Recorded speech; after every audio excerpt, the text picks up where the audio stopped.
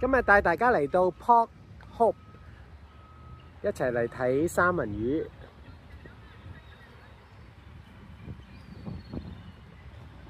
出邊呢就係個湖啦，咁而家呢個係條河嘅上游嚟嘅。咁呢度係比較接近下邊啦，咁所以呢就見到呢好多鵝啦，同埋有好多三文魚喺度呢，已經準備緊佢哋嘅旅程啦。嗱，你見到啦，佢哋未開始嘅，仲喺度慢慢喺度游緊。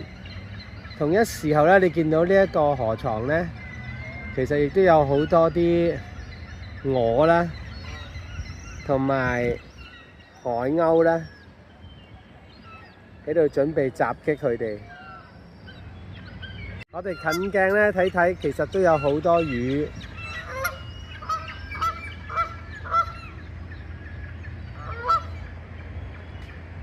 亦都有好多 Canada Goose 同埋甚至乎海鷗喺度。唔同嘅三文魚咧，可能有唔同嘅體力啦。咁大家都見到有啲咧已經喺呢個都未去到好高嘅位置，已經可能已經支持唔住啦。咁變咗咧就喺呢個位置就已經離開咗呢個世界啦。呢度遠方咧，其實就係個湖嚟啦。咁慢慢一路向呢度進發咧，就係一路向上嘅。咁呢個係比較低啲嘅地方嚟嘅。頭先聽到好嘈嘅咧，就係呢啲加拿大鵝啦。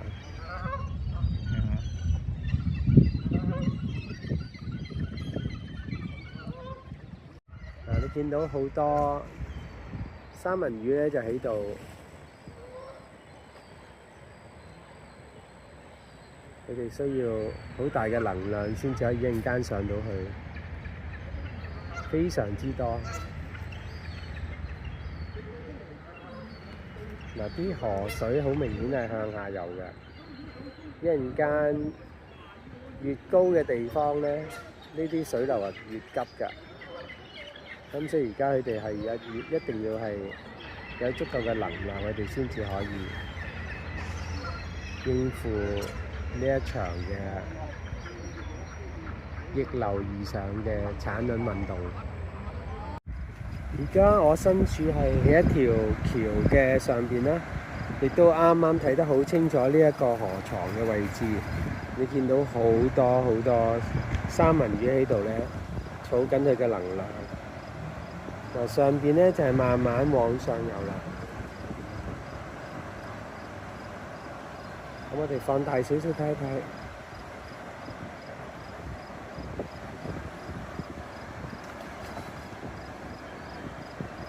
喺繼續再上去行之前呢，我哋睇一睇，原來咧呢一度嘅河水咧，都曾經喺30幾年嘅時候，同埋80年嘅時候，都做過一啲好嚴重嘅河水泛濫嘅喎。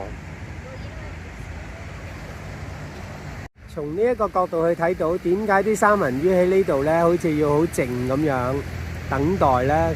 其實佢哋因為要儲存佢哋嘅體力，去應付呢度一層一層嘅一啲由河水呢個斜坡組成呢一個咁樣嘅激流啊！你見到佢哋要游上去係唔容易嘅，咁所以你會見到呢，佢哋都唔會一次過衝到上去。好多時都係喺呢度儲好個能量，跟住就上一層。所以你見到喺兩層之間咧，我隱約都見到都有啲魚喺度㗎。你見到嗱，唔多㗎，但係你見到都有幾條喺度。佢哋喺呢個位定咗落嚟啦。咁跟住儲好能量之後咧，可能又要再上一波啦。咁有幾多波啊？其實你都要上去睇下，淨係以呢一個河床咧，已經有咁多個波啦。咁我哋一路慢慢向上行啦。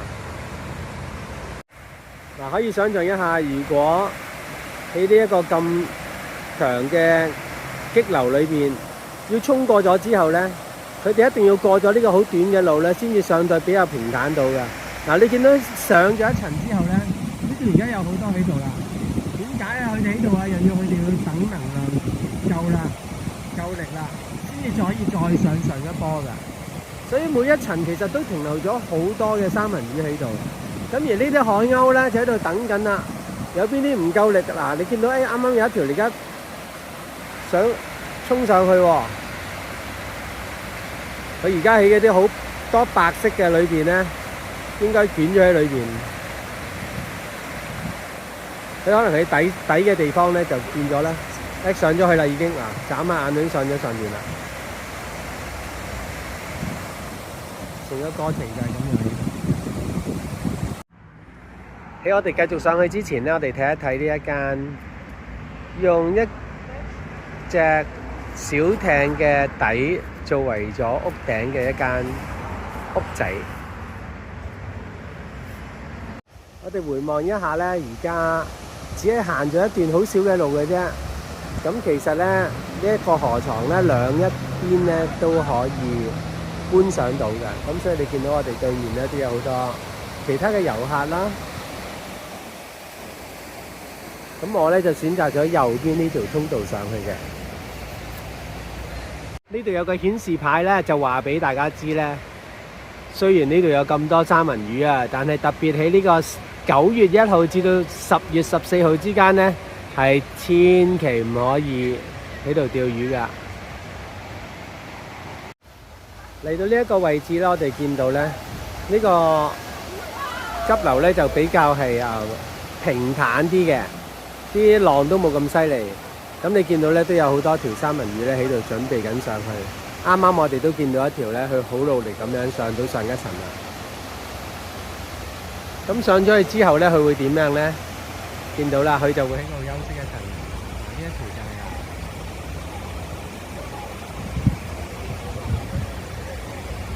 為咗應付下一個波嘅。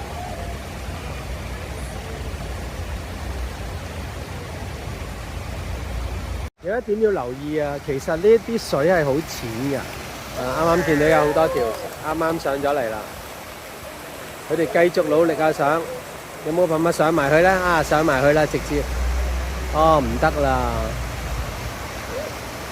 呢條可以喎，上到去。我啱啱想講咧，就係喺成個過程裏邊，你見到佢哋個身體接觸住，就係其實好底嘅石頭嚟㗎，因為啲水其實好淺㗎。咁所以啲三文魚點解會上到再上游嘅地方咧，會遍體鱗傷咧？就係呢條咁長嘅路咧，佢哋係需要到一路個身體係咁游嘅時候，其實不斷係摩擦住啲石頭啊！呢個時候我哋見到咧有啲魚咧就上咗上一層，但係因為體力唔夠啊，慢慢嚟家一路係向後啊！你睇到啦，呢就係體力不繼啦，所以佢哋係需要儲翻能量之後，先至可以慢慢嗰條魚唔夠力啦，慢慢越跌越後，越跌越後，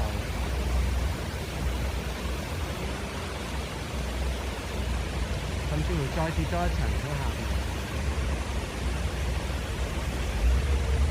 喺河嘅兩旁咧，其實都有一啲食肆嘅。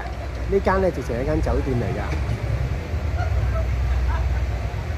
我哋從呢個角度睇到咧，有一啲人士咧，直情係坐喺個河邊度，因為佢哋個角度咧就睇得更加清楚啦。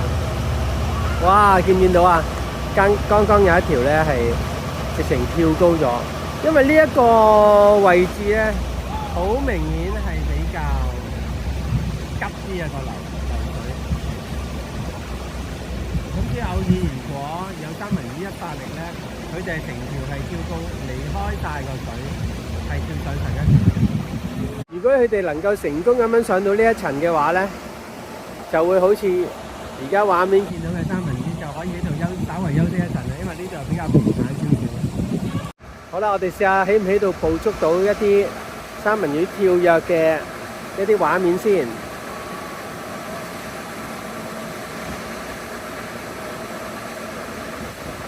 睇三文魚咧，要揾有啲好嘅畫面咧，係可遇不可求嘅。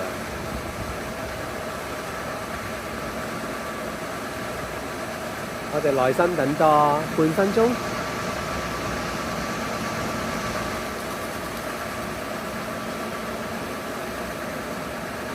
呢度絕對體驗到生命嘅動力。哇，好靚啊！呢一個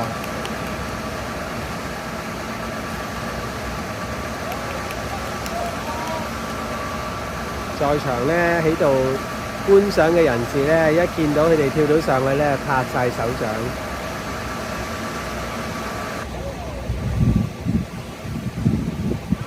頭先咧，我哋就係喺稍為下游嘅橋啦，過咗嚟之後。而家咧，我身處係另外一條橋啦，就係高少少嘅位置，亦都可以睇返同一個河床裏邊，同一個位置，我哋啲魚嘅跳躍嘅時候嘅情況係點樣？好靚啊！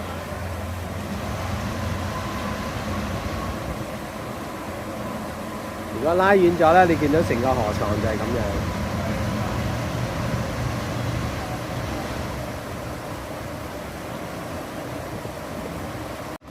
我哋偶爾都見到有啲魚咧，都喺呢一個極之急嘅流水之下咧，係跳躍嘅。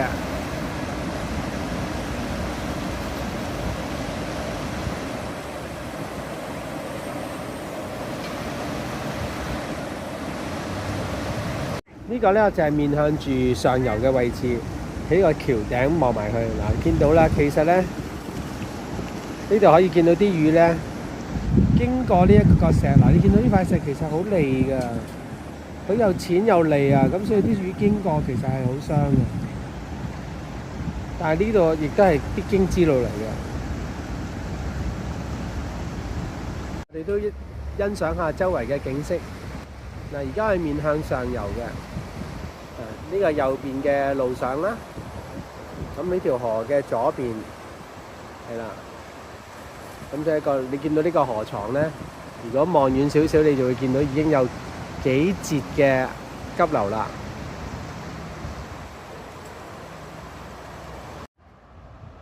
喺沿住左邊嘅路咧，我哋會見到咧，佢有個小鎮喺度。咁呢個小鎮咧有啲食肆啦，亦都有啲精品店嘅。咁行到半路，如果又想稍為放鬆一下嘅話咧，可以先行一行呢個小鎮嘅裏邊啲商店啦。好短嘅啫，幾條街嘅啫。而家我身處嘅位置咧，就係喺大概中游嘅位置啦。咁我落咗嚟呢個河床嘅位置，就喺條河嘅旁邊。咁咧，咁樣就更加睇到清楚。而家係有一群儲緊能量啦，間唔中有見到咧，就會有可能有幾條咧就會呢度會衝過咗呢一個關卡嘅。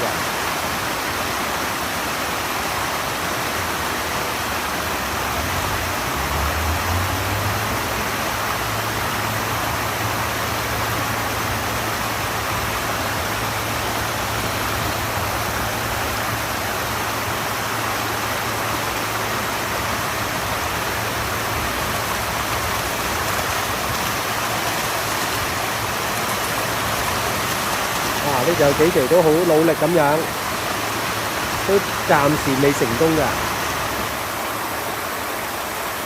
當佢哋發咗力之後上唔到去嘅話咧，就會俾啲水沖翻轉頭咧，佢哋又要儲個能量先可以再試啦。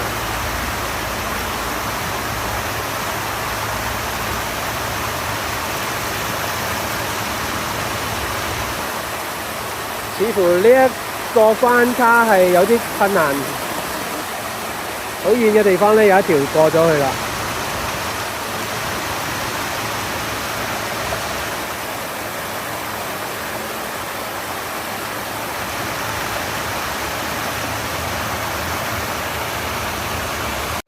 我哋可以喺呢一條河床度睇到晒三文魚嘅一生。三文魚上河床嘅頂產卵，孵化咗之後，佢哋大咗。有能力捕食，佢哋就會落下游。到佢哋需要自己產卵嘅時候，佢哋就上返嚟。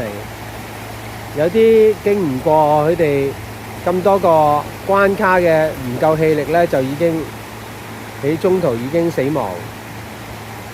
即使佢哋能夠上到上游，佢哋產完卵，佢哋都會筋疲力盡咧，亦都會死亡。咁呢個就係三文魚嘅一生啦。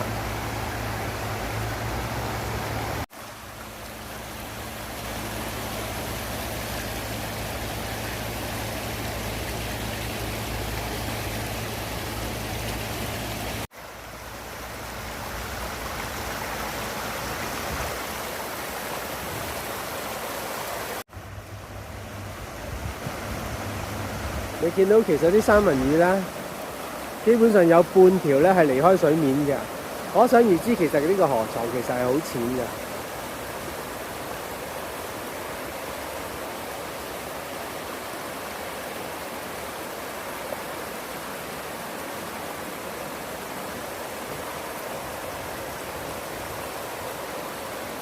啱啱見到呢一條咧，就上咗嚟呢一層之後咧，又咁啱，因為呢度係非常之急流啊，咁所以咧，佢係冇機會俾佢休息嘅，佢就要直接繼續向上游，去到再高少少嘅位置咧，佢哋先至有機會會休息。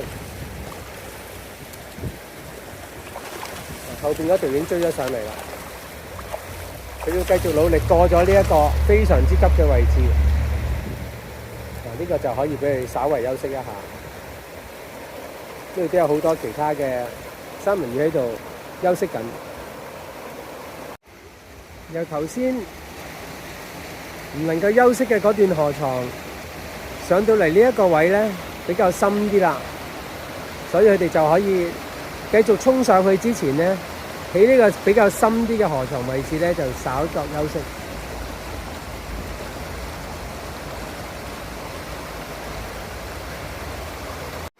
而家熒幕見到咧就係比較上游啲嘅位置。我哋除咗睇河裏邊嘅三文魚之外咧，都要不忘去欣賞下周圍環境嘅景色。而家秋天啦，咁所以咧啲葉咧都慢慢轉紅色、黃色。今日嘅天氣非常之好，好藍。我哋路過咧，亦都見到有一幅圖畫，去等人知道佢哋釣魚嘅一啲規矩嘅。其中咧，佢哋亦都會寫咗啦，其實點樣去分辨出三文魚嘅。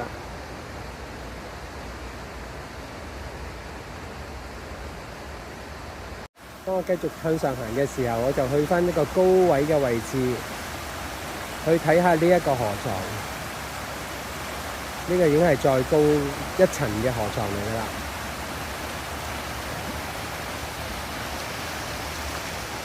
啱啱見到有一條咧，好成功咁樣上到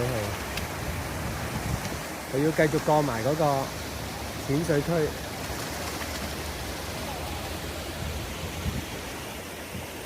成功咗。呢條稍作休息之後咧，就會慢慢沿住呢個比較平坦啲嘅河床，偶爾你都會見到有十數條咧喺度休息緊，但係唔多㗎，因為呢度啲水流又好急又好淺啊。咁佢哋咧要一口氣咧就上去上一個關卡嘅前邊嘅位置，就比較容易休息啲嘅。你會見到咧有啲冇力嘅咧，就喺度掙扎緊。慢慢越衝越低，氣力冇晒落去，越跌越低，越跌越低，睇到啦，佢要花更加多嘅氣力先至可以上到嚟。有氣力上到呢一個位置休息嘅咧，其實佢都唔可以真係休息㗎。你見到佢哋咧都條尾都一路擺。要令到佢哋維持返喺呢個水嘅位置。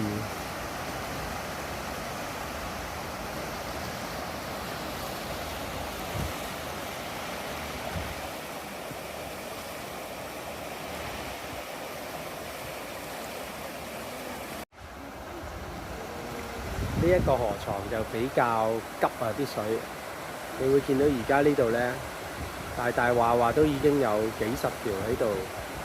儲備緊能量，準備衝上去。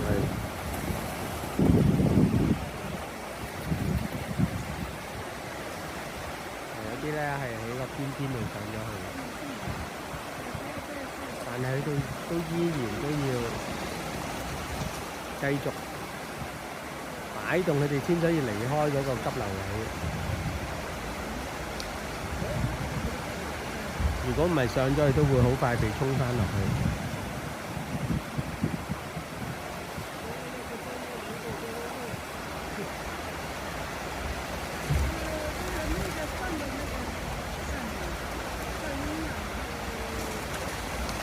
條上緊嚟，成功咗。你繼續努力向前行，你要去到水流冇咁急嘅位置，先至可以稍為撥得慢啲啊條尾。呢度嘅旁邊呢，就有另外一間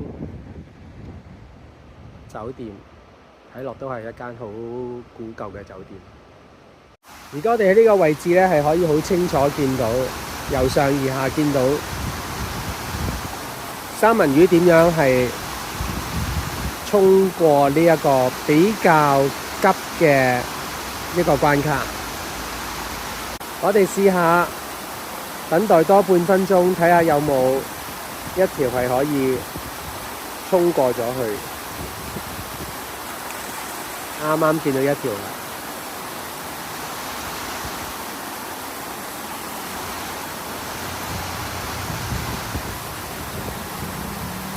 見到有更加多嘅三文魚係喺度儲存緊能量嘅。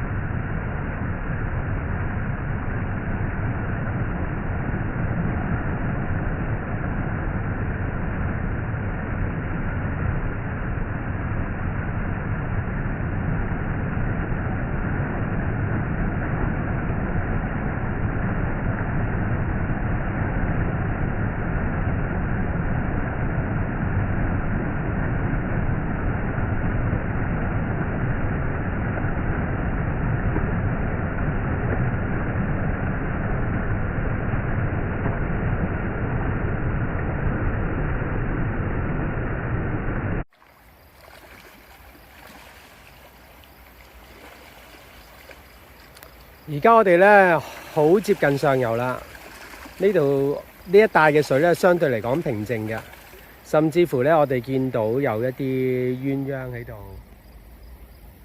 淺游嘅。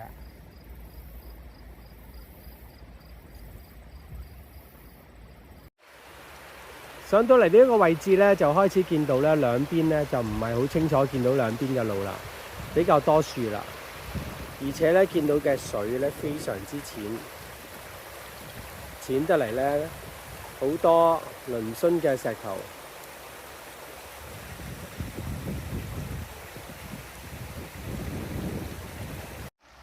呢一個畫面係好鮮明咁樣俾我哋睇到生死之間嘅對比。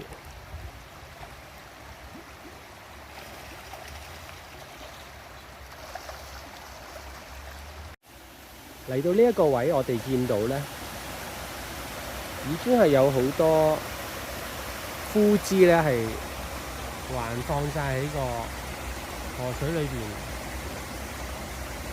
而且係好淺嘅啲水。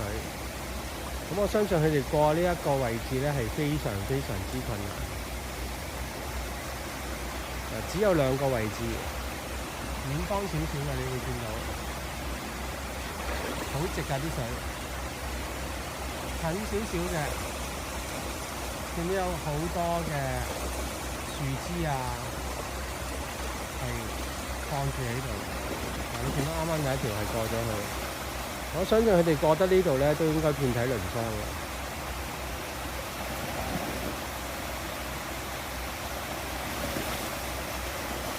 我哋從上邊嘅角度去睇，其實佢哋要過呢一個關卡係非常之辛苦嘅。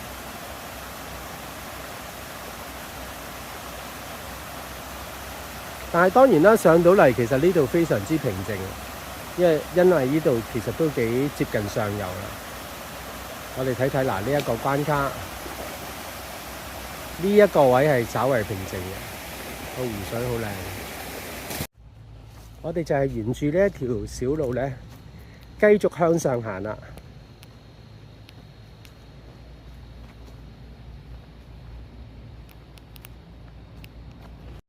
沿住呢度繼續向前行咧，就應該好快去到嗰條壩度啦。不過咧，上到呢一邊咧，就我哋右邊咧就係唔近個河嘅。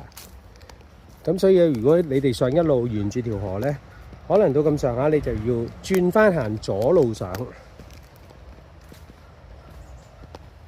呢度就似一啲沼澤區，啲人搭咗啲木頭做墊低咗，因為好濕滑啊！而家個地下，咁你哋行咧都要小心啲。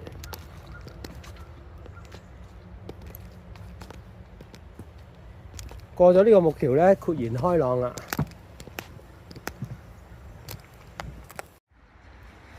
咁我呢度前面咧就係上游嘅一條橋，咁而我開始同呢條河咧就開始匯合翻。咁大家見到咧呢一條河咧呢一個位置咧係比較平坦嘅，所以有好多三文魚咧係喺度整裝待發，因為佢哋最後係需要經過個壩啦，再上去再上啲嘅地方，佢哋先至可以產卵嘅。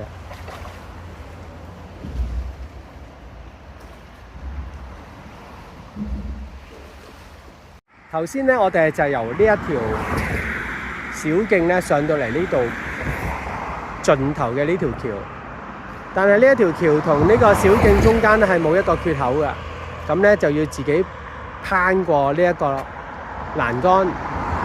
咁而咧，我哋咧一陣間就會朝翻去前面嘅方向，我哋準備向呢個大壩嗰度進發。我哋由橋頂再望翻下游嘅方向咧，好壯觀，見到非常之多三文魚喺度。而呢條路我哋係剛才係同佢哋一齊咁行返，佢哋就游上嚟，我哋就行小徑上嚟。當然佢哋比我哋更加辛苦。條橋過咗之後咧，就開始向呢個大壩方向行過去。沿途咧，我哋會見到一間教堂叫做 Grace Church。經過呢一個路牌之後咧，我哋轉右咧就係去到大壩啦。今日咧因為唔係假期咧，所以唔係咁多人嘅，車都唔係咁多。咁所以咧，如果你哋想嚟嘅話咧，揀 weekday 嚟咧就會好啲啦。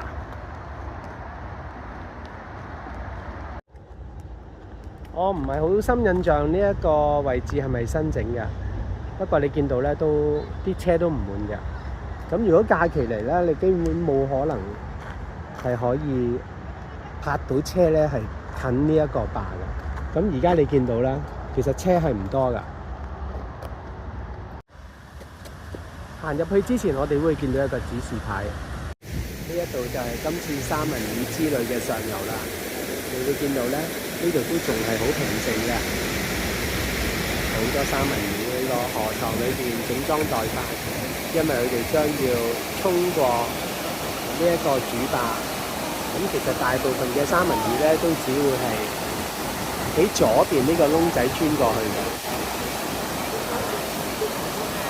偶爾咧都會見到有啲係好努力咁樣起個好斜、好大嘅、好高嘅過去。不過通常都好難成功嘅，咁但係左邊嗰啲咧，我哋偶爾都會見到有啲三文魚係可以穿過咗去，繼續去上游嘅。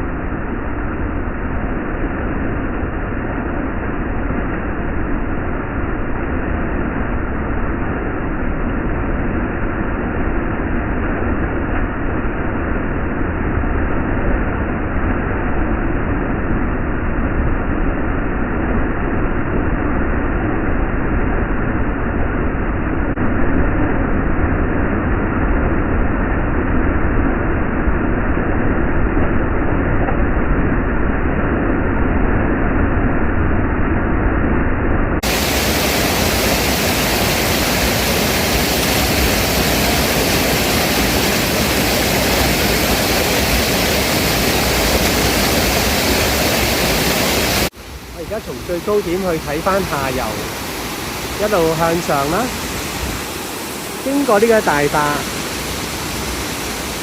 大部分嘅三文魚都會喺呢個細窿窿嗰度穿過上嚟，然後慢慢嗱呢度咧其實係有個地台喺度嘅，我哋睇唔到嘅，然後就慢慢繼續向上游。如果咁啱有一啲三文魚佢係喺呢一個大嘅斜壩上到去嘅話咧，佢就會嚟咗呢一個塘度啦。經過咗呢個地台之後，其實就會嚟到呢個比較寧靜同埋比較闊嘅河床度。咁我一路沿呢個河床，我行多幾步，見到呢度基本上就已經冇晒急流噶啦。咁而啲三文魚咧都未咁快喺度停留嘅，應該，因為佢哋咧仲可以繼續向上。其實越隱蔽嘅地方，對於佢哋產卵咧係越安全。咁但係呢一啲路咧政府已經冇起任何嘅小路俾我哋睇到啦。咁所以我哋今次喺呢個 Port Hope 裏邊嘅三文魚之旅咧，我哋只可以喺呢度結束啦。